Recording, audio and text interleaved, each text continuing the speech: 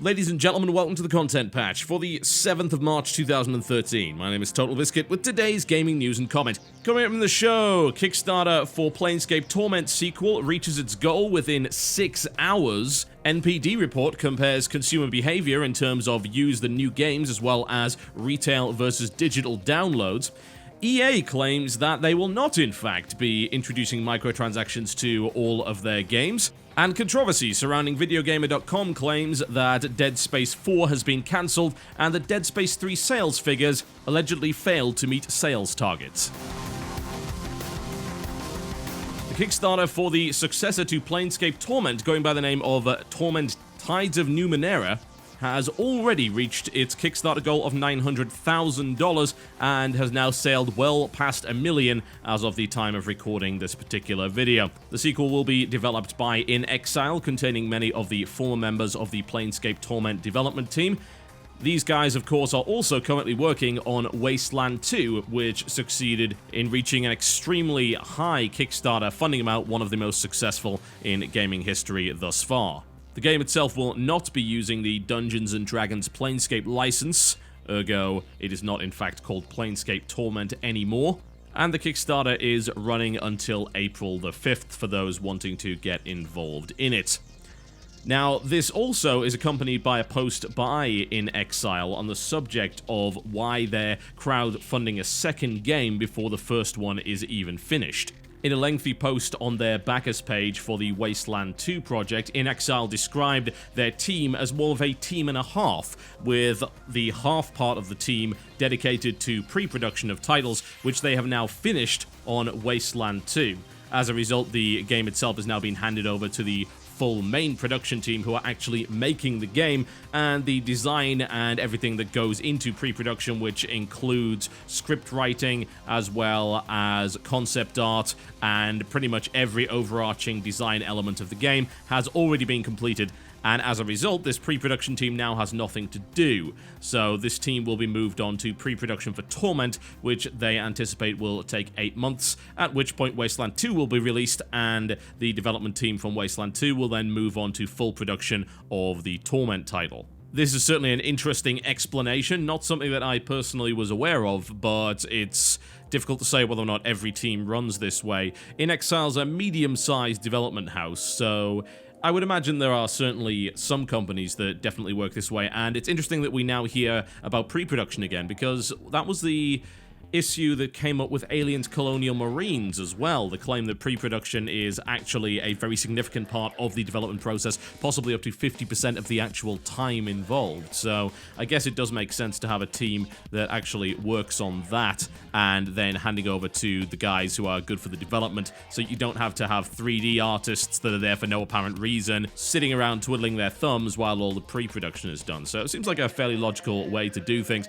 As regards to Torment, well, I know the missus is going to be very happy because Planescape Torment is one of her favorite games of all time, and those of you who haven't played it, well, it is currently available on GOG. You can pick it up for $10, and there are a number of different mods which enable widescreen support and a bunch of other stuff. One thing I would say about that game is that the actual gameplay itself is certainly a little archaic, especially when it comes to the combat system. That's probably the weakest part of it. The dialogue, on the other hand, the world building and the general conversations, and the way that you can interact with the NPCs in the game, just the extensive dialogue choices. There's a lot of text in that game. If you're not a text fan, then, well, I wouldn't say that Planescape is for you, but it is widely considered by many people to be one of the best CRPGs ever created, so it's certainly worth dipping your toes into, although I would recommend just knocking down the combat difficulty to minimum, because again, the combat is not the focus of that game, and it's not very good. It's definitely quite clunky, so it's something that you need to consider going into it.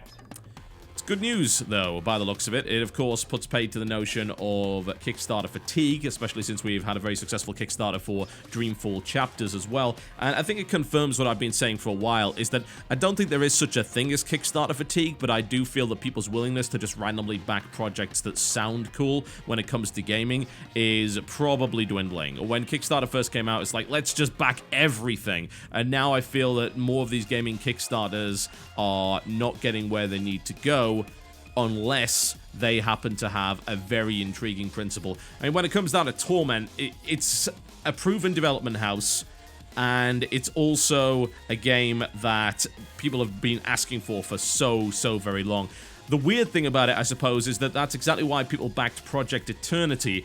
There's some of the guys from Planescape in Exile, and some of them are in Obsidian. Yeah, Chris Avallone was responsible, but so was Brian Fargo. Brian Fargo is over with In Exile, whereas Chris Avallone, he is with Obsidian. So they've got most of the guys behind it. I'm interested to see whether or not the writing ends up being as good if Chris Avallone is not directly contributing to it, but it's looking solid, honestly. It's currently at 155% funded as when I recorded this. That's pretty incredible. It's actually on track to be the most funded gaming Kickstarter ever at its current speed, although I imagine things are going to certainly slow down over the course of time. I don't anticipate it to reach the 30 million or so that KickTrack is claiming it will, but man, it's already got 27,000 backers. People really do want that game, and it doesn't really surprise me. Think about the people that played Planescape back in the day, and think about who they are now. Planescape came out almost 14 years ago.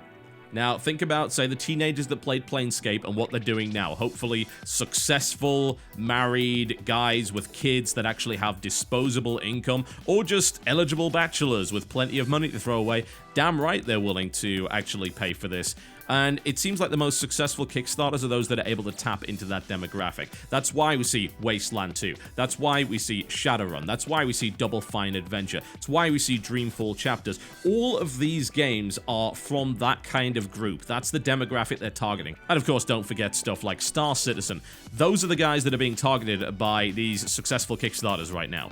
And it's working out. You know, these are people with disposable income that got money to burn, that have fond memories of these games and wish there were other games like them. And now Kickstarter is a way to express that. Of course, you are taking a risk in that you are paying for something which isn't out yet. You have no idea how good it is. But of course, the difference between a Kickstarter and a pre-order is that if you pre-order a game, the game's coming out regardless of whether or not you pre-order it. Kickstarted, crowd-funded games rely on your money in order to even be released to begin with. So it's more of a way of voting with your feet and indeed with your wallet to say that we want this game made and we are willing to pay for the privilege of actually having that in the first place. NPD's latest survey tackles the notion of used games as well as digital, and unfortunately, once again, because it is NPD, provides some rather inconclusive and incomplete information. According to the survey, 78% of core gamers, those being people that spend at least 5 hours a week playing traditional genres on consoles, PC, or Mac, frequently purchase used games, compared to 70% who reported to buying full digital games regularly. They also claim that 88% of respondents regularly buy new physical copies of games at retail. I really do not like the way that NPD presents its numbers. I really don't. They're mixing console and PC together, which means the numbers are completely off. I mean, I would estimate that for digital it's significantly lower for console users, significantly higher for PC. And yet, of course, they decide, oh, you know what would be a good idea, mixing it together. I mean, how many PC gamers regularly buy boxed copies? That is an interesting statistic. That is not provided by this survey. I don't know what it is with NPD and messing up numbers and not providing specifics, but I find these reports to be highly misleading as a direct result. Used game sales for PC users are going to be almost zero. Used game sales for console users, of course, are going to be very high because they're extremely easy to access. I'm just really intrigued to know how many people have moved over to buying games digitally on a console, because even I haven't done that. I mean, I'm a person that buys digital games on an almost daily basis for PC. But for console, you want to know how many full-priced games I have bought for console digitally? About 4. 3 for Vita, 1 for PlayStation 3. I've bought some cheaper stuff, like Xbox Live Arcade stuff and things like Tokyo Jungle, but as regards to full-price games, the only one that I bought on PS3 was Ni no Kuni, just because I thought, yeah, why not? And then I found out it was like a 24GB download, and PlayStation Network's not exactly the fastest download service ever. It never uses your full capacity as far as I can tell, so it took forever to download that bloody thing. I feel it would be much more useful to see how much digital adoption is happening over on consoles and chart it. I would love to know, because right now, PlayStation has this whole day one digital thing going on. They're trying their best to get all games on there from day one available just to buy on their store. And of course, why wouldn't they? You know, the best thing they could possibly do is to cut out the middleman and get rid of retail stores. That is their ideal end goal because they get to take more of the cut of the profit there. And of course, they kill used games in the process. I'm of a belief that within 10 years, we will all be digital only when it comes to games. And I think that the PlayStation 4 and the new Xbox is going to be a stepping stone towards that. They're going to be encouraging digital content and connectivity, but they're not going to be enforcing it because they can't yet. Doing it now would be commercial suicide, especially considering that places like GameStop and even Walmart have way too much power over the space, and they're able to wield that in a very aggressive manner to prevent console manufacturers from going digital only. But it's only a matter of time before this is the accepted way of buying games. PC's already getting there. Steam is extremely popular, and I feel that the next gen of console is only going to push this further. This is the kind of information that I would really like to know, but unfortunately it seems like NPD doesn't want to provide it. So overall, it's an interesting discussion, but I need to see more accurate numbers to know exactly what's been going on in terms of the console market with digital distribution versus retail.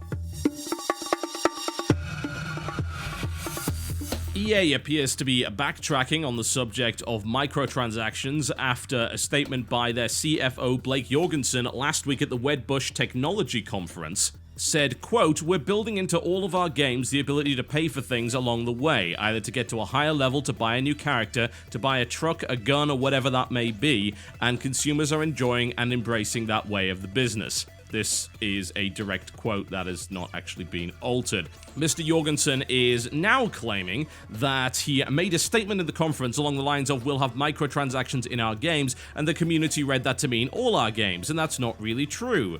He clarified and said that the mobile games were the real core of their microtransaction model, and that's because almost all of them are going to a world where they are play for free. He also went on to say that their strategy in terms of non-mobile games extended to DLC, microtransactions, and services like Battlefield Premium. He says it allows someone to take a game that maybe they've played for 1,000 hours and play it for 2,000 hours. We are very conscious that we don't want to make consumers feel like they're not getting value. We want to make sure consumers are getting value. Now, I'm sorry, but the quote is fairly clear. Do I need to repeat it? Sure, let me do that. We're building into all of our games the ability to pay for things along the way, either to get to a higher level, to buy a new character, to buy a truck or gun, whatever it may be. That sounds pretty damn clear to me. Some could argue that this was taken out of context or whatever. How could that be taken out of context? Either it's all your games or it isn't. Yeah? Otherwise, you'd have said all of our mobile games. You wouldn't have said all of our games. You wonder why people were up in arms over it. Maybe you should watch your words a little bit more carefully, as far as I'm concerned there. I mean, there's an obvious backlash over this saying, everyone just overreacted. I mean, really? How much more BS do you have to take from EA? How much more? Before you realize that, yes, actually they would love to do this kind of stuff. The backtracking is most likely in response to the fact that there was a huge negative reaction. Honestly, this is not really the kind of thing that EA wants out to the public. There's a reason why this was at the Wedbush Technology Conference. Remember that Goldman Sachs event as well? That's talking to people in the business, yeah? And by that I mean business, investors, people putting money into this kind of thing. We're not talking about this going out to games journalists or anything along those lines, but this stuff ended up being out of there anyway, so you're gonna get a different kind of discussion at places like this. You'd never have him say something like that at E3, because of course consumers would jump all over it. It is backtracking, let's be honest. Don't get me wrong, it's good backtracking, but again, I've yet to see evidence that they're not building this stuff into all their games. They already did it with Dead Space 3. SimCity looks prime for that kind of stuff, and I would not be remotely shocked if they built in some kind of boosting mechanic into Battlefield 4 that required you to pay from the start. Now, you can say what you like about Battlefield Premium and the unlocks and shortcuts and so on and so forth, but that stuff came out many months after the game had been released, so you can't really claim there's buying power going on there when most people are up to max level anyway. It's more of a catch-up than anything else, even though you might balk at the idea of having to pay for it. But when it comes down to newer games, again, I wouldn't put it past them. If they're willing to put those kind of boosts into a single player and co-op game where it makes no sense whatsoever, then what's stopping them putting it into a game where it does make sense and would probably make a lot of money, even though it would piss a lot of people off? The question is, does EA have enough evidence at their disposal which indicates one way or the other as to whether or not people will accept that, and whether the damage to their brand would be enough to overcome the lost revenue that they could have gotten if they decided to actually charge for this stuff from the get-go? And finally, some interesting controversy. A couple of days ago, it was reported by videogamer.com that Dead Space 4 had been cancelled and Dead Space 3 allegedly failed to meet sales targets. Now, EA came out and said that this was false. Speaking to Gamasutra, they said the claims that Dead Space 4 had been cancelled, even though Dead Space 4 hasn't actually even been announced yet, are patently false. And the chief operating officer over at EA by the name of Peter Moore, you should know him. He's the guy with the Halo tattoo and the GTA tattoo and various other things. Pretty cool guy, actually. You know, I respect him quite a bit in terms of his contribution to the industry. Commented over on gamesindustry.biz that the story was standard shoddy website journalism recipe born out of a desperate need to increase click-through rates to support advertising revenue. Fabricate a story using an unnamed source, post it first thing in the morning, add the letters EA to the story, and link it to microtransactions, always a fan favorite, and then stand back and enjoy the vitriol, which you turn into revenue. Rinse and repeat.